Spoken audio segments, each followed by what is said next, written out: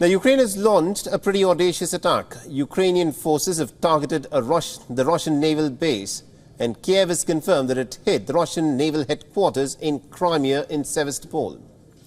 Now, unlike earlier attacks, the Ukrainians aren't shy about it and have claimed this attack as Ukraine is trying to reclaim lost ground.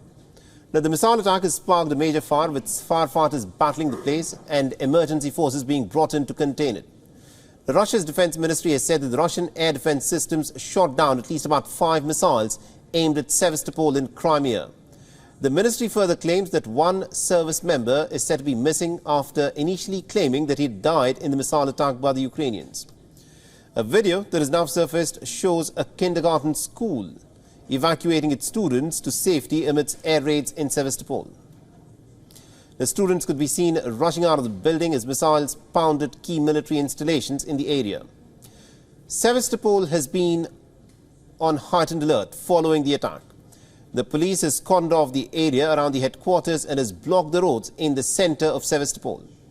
Ukraine has also triggered Crimea throughout Russia's offensive, but attacks on military installations there have recently intensified. Now, these are images from the 23rd of August when Ukraine had claimed destroying a Russian S-400 anti-aircraft system on the Crimean Peninsula.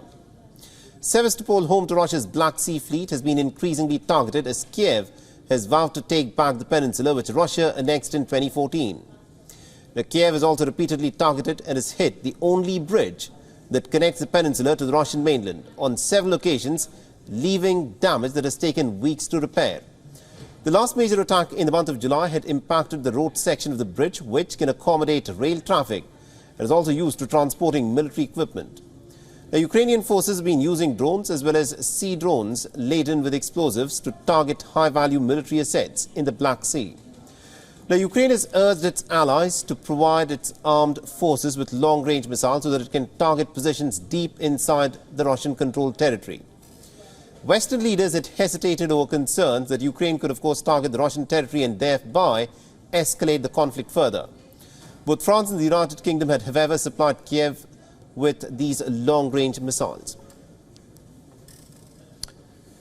All right, now to give us more perspective in terms of what this attack on the Crimean Peninsula, especially on the port city of Sevastopol, of course, means, we are being joined by Mr. Edward P. Joseph, who is a senior fellow at the Johns Hopkins University. He's joining us live in this broadcast. Mr. Joseph, this is a pretty audacious attack by the Ukrainians. They've targeted the headquarters of the Black Sea Fleet of the Russians. What do you think the ramifications of this are likely to be? We have to see how the Russians react to this. We have to remember very clearly a fundamental point here, that Crimea is part of Ukraine. This is the territory that Russia illegally seized and annexed back in 2014, and this is Ukrainian territory, and we also know that Ukraine is fighting a defensive war against a stepped-up Russian invasion that began February last year.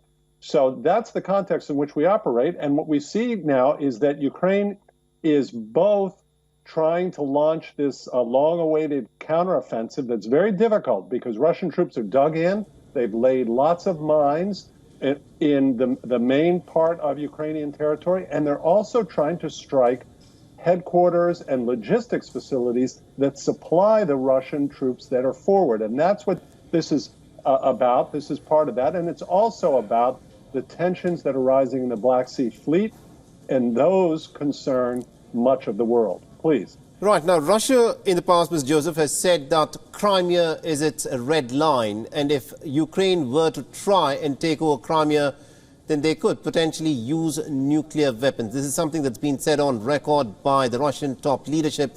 Do you think Ukraine is playing with fire here? And do you think this move by the Ukrainians to attack targets inside the Crimean Peninsula, especially in Sevastopol, is something that the Western allies of Ukraine will agree with?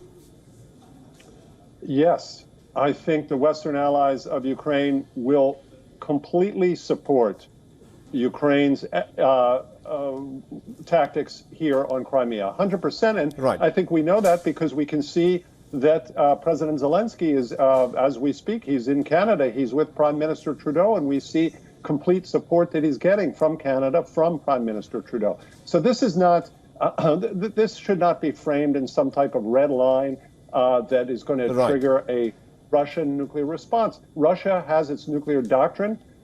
There's no reason necessarily, even under its own doctrine, that this type of an attack would trigger a nuclear response. What we know is that Vladimir Putin has committed a huge strategic error. That's the fundamental point here. This catastrophic error that he cannot. And what concerns those of your viewers is the food that gets from through the Black Sea, where Crimea is located, that is attempting to be shipped now, as we speak. Ships trying to get food to hungry people across the world. Russia has threatened to block them. All right, Please. my final question to you, Mr. Joseph, is basically this. I mean, we saw the reception that Volodymyr Zelensky received when he visited the American capital, Washington, D.C. The Republicans are not very, thrilled with the idea that the Americans are pumping in weapons and financial aid to Ukraine.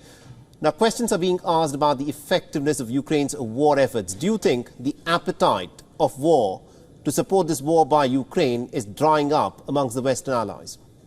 Well, I think we have to be careful how we frame this. This is not Ukraine's war. This is Ukraine's defense. It's Ukraine's defense against blatant attacks by Russia on its sovereignty and territorial integrity. And all countries, including here in the United States, that care about the fact that you can't just be invaded by a larger neighbor because it has nuclear weapons. So I think, if you ask my opinion, yes. There, of course, are always disagreements about the extent, the nature of the supply. We see, as you report correctly indicated, that we see within the Biden administration that there's concerns about whether this or that missile system should be given to Ukraine. So there's always differences of opinion. There's no difference whatsoever here in the United States on the fact that Ukraine has every right to defend itself against these savage attacks. Please. Very interesting. Thank you very much indeed, Mr. Joseph, for joining us and getting us those insights there. You're welcome.